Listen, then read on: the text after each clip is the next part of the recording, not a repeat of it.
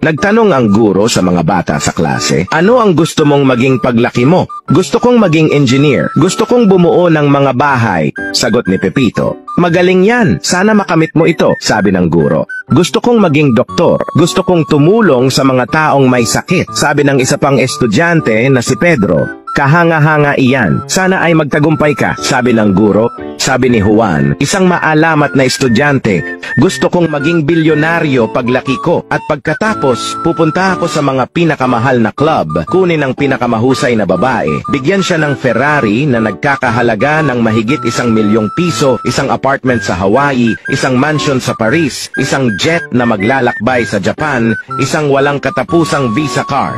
Nagulat ang guro, hindi naniniwala at hindi alam ang isasagot sa bata. Sumunod naman ang mahinahon at magalang na estudyante na si Bebang. At ikaw naman, Bebang, gusto kong maging babae ni Juan.